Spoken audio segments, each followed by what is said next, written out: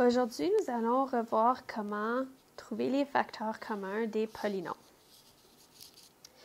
Alors, l'opposé de développer une expression, c'est la factorisation.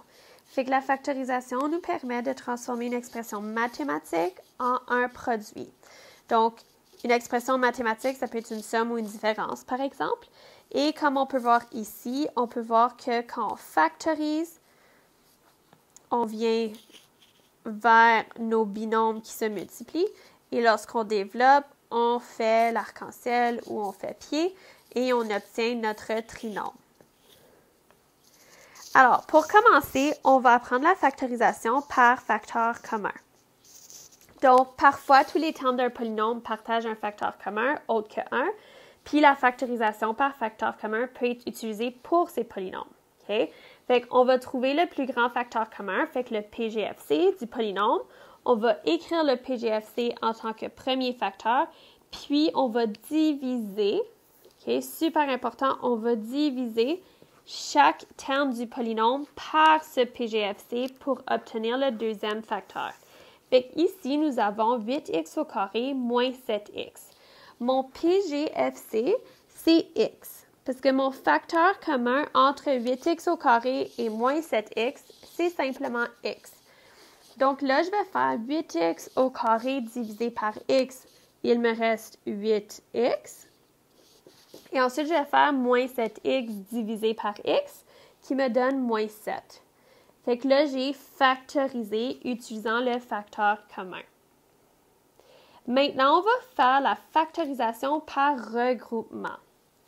Alors, souvent, il n'y a pas de facteur commun à tous les termes d'un polynôme, mais certains termes ont un facteur commun. Fait que la factorisation par groupement peut parfois être utilisée pour ces polynômes, souvent les polynômes à 4 termes. Donc, on va factoriser les groupes de 2 termes qui comportent un facteur commun afin de produire un facteur binôme commun. Donc, qu'est-ce qu'on veut dire par cela? Fait qu'on a nos 4 termes.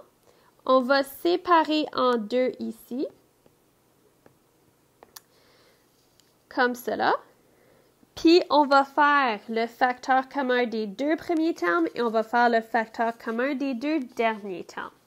Donc, ici, on a 9x plus 15x. Bien, un facteur commun pour 9x et pour 15x, ça va être 3x. Quand je fais 9x au carré divisé par 3x, je vais avoir 3x. Quand je fais 15x divisé par 3x, je vais avoir plus 5. Ensuite, j'ai 3x plus 5. Ici, c'est comme s'il n'y avait pas de facteur commun. Vous avez raison, il faut juste pas oublier que 1 peut être un facteur commun. Donc, les deux, on peut sortir plus 1.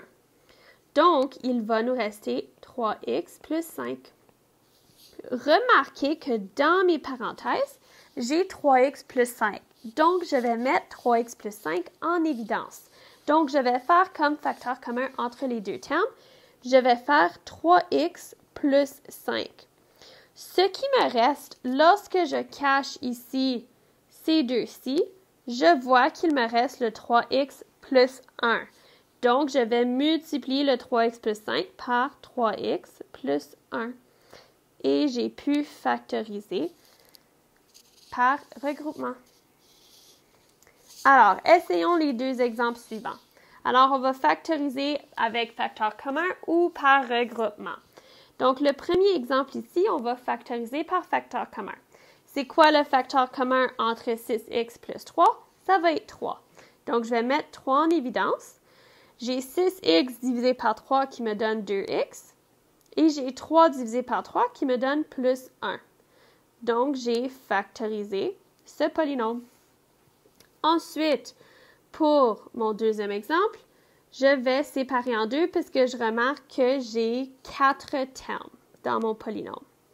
Donc, je vais faire le facteur commun de mes 2 premiers termes. Donc, j'ai ax plus ay. Donc, j'ai a comme facteur commun et il me reste x plus y parce que ax divisé par a, c'est x. Ay divisé par a, c'est y. Et là, je vais faire la même chose avec le 2x plus 2y. Donc, j'ai comme facteur commun plus 2 et il va me rester x plus y. Donc, je mets en évidence mon x plus y. Une fois que je le mets en évidence, ce qui me reste, c'est mon a plus 2. Donc, je vais avoir a plus 2 qui multiplie x plus y et j'ai factorisé mon polynôme.